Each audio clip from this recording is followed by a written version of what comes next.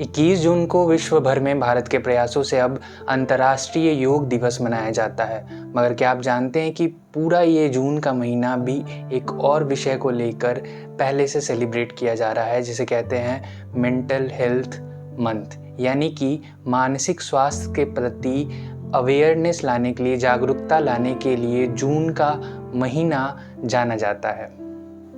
तो नमस्कार, मैं हूँ रवि आनंद और आज हमारे इस वीडियो का विषय है मेंटल हेल्थ प्लस योगासन, यानी कि हम कुछ योग आसन के बारे में जानेंगे जो हमारे मानसिक स्वास्थ्य को बेहतर करने में सहायक होगा। यूँ तो ऐसे कई आसन हैं जिनका असर हमारे मन मस्तिष्क पर सीधा पड़ता है, मगर हम इस वीडियो में केवल 3 ऐसे प्रमुख योगासनों के बारे में जानेंगे और उन्हें करके भी देखेंगे। तेजी से दौड़ती भागती इस दुनिया में चिंता और तनाव एक आम समस्या बन गई है। हालांकि लंबे समय तक ऐसी स्थिति डिप्रेशन या अवसाद का कारण बन सकती है, मगर एक अच्छी बात है कि लाइफस्टाइल में कुछ सिंपल से चेंजेस जैसे कि योग, ध्यान और खाने की बेहतर हैबिट्स को लाकर हम स्ट्रेस की समस्या से छुटकारा पा सकते हैं। आमतौर पे हम जब डिप्रेस्ड या एंग्जियस फील करते हैं तो हमें लगता है कि डॉक्टर के पास जाना और वहाँ से कोई एंटी डिप्रेसेंट पिल ले लेना इस समस्या से हमें बाहर निकाल देगा। लेकिन जो गोलियाँ होती है, दवाइयाँ होती है, वो कई सारे केमिकल से बनी होती है और उनका अपना गुड और बैड इफ़ेक्ट हमारे शरीर पे पड़ता है और लंबे समय तक हम दवाइयों पर निर्भर नहीं रह सकते हैं। कई सारे वैज्ञानिक शोधों को पढ़कर ये पता लगा कि योग ना ही सिर्फ अवसादग्रस्त लोगों की जो लक्षण होता है उनको कम करता है, बल्कि ये हमें खुश रहने के जो कारण होता है, जो हमारे अंदर सेरोटोनिन या डोपामाइन हार्मोन होता है, उन्हें सिक्रीट करने में भी हेल्प करता है।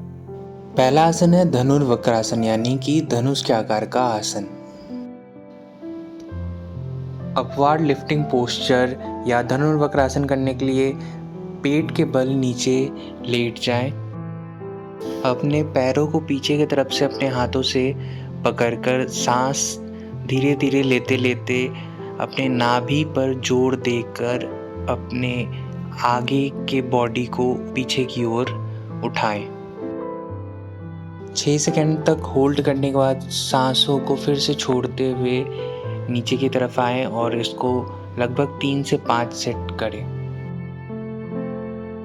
डिप्रेशन के दौरान व्यक्ति हर वक्त दुखी, थका हुआ और उदास फील करता है। नाभि हमारे शरीर में कई सारे एनर्जी का सोर्स होता है। पॉजिटिव मूड हमारे शरीर की कोशिकाओं में पहुंचे, इसलिए इस आसन को किया जाता है।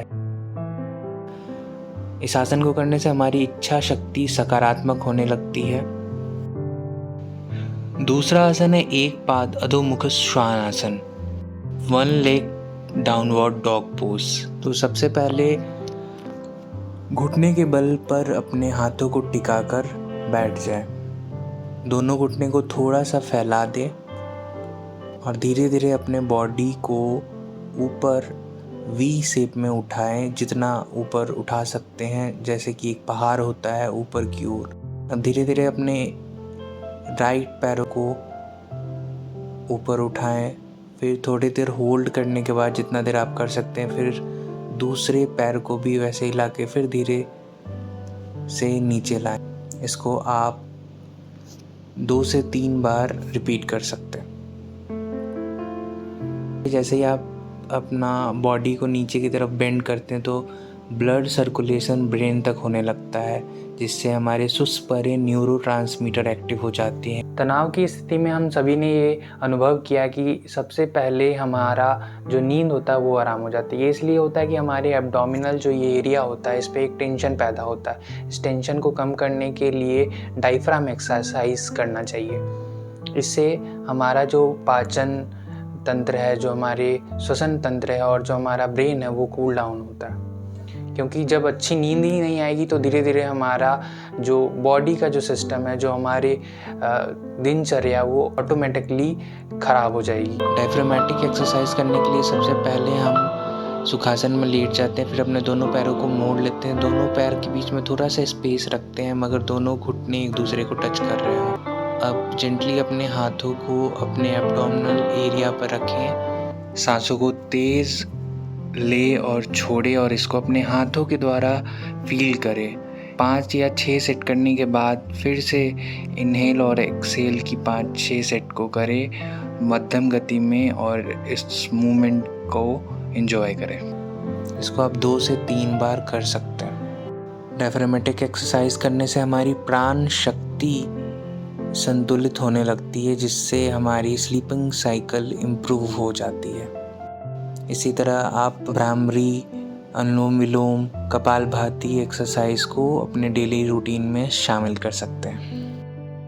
डिप्रेशन या तनाव कैंसर से भी ज़्यादा घातक और ख़तरनाक है, क्योंकि ये कभी भी किसी को भी किसी भी कारण से अपना शिकार बना सकती है। तो हमें इन 3 आसनों को अपने जीवन में हम सभी को शामिल करना चाहिए, ताकि हम कभी भी ऐसे स्थिति से लड़ने के लिए काबिल बने रहें, हमारे अंदर वो हिम्मत हो। इसके अलावा हम फिज़िकल एक्टिविटी को अपने जीवन में शामिल कर सकते हैं। अच्छे इन्वायरमेंट में जाइए, अच्छा खाइए, नेचुरल और ऑर्गेनिक चीज़ों को अपनाइए, पॉजिटिव माइंडसेट रखिए और साथ में अच्छे लोगों के साथ ही अपना संपर्क बना के रखिए। तभी हमारा ब्रेन, हमारा बॉडी, हमारा माइंड तालमेल बिठाने में कारगर साबित होगा। धन्यवाद।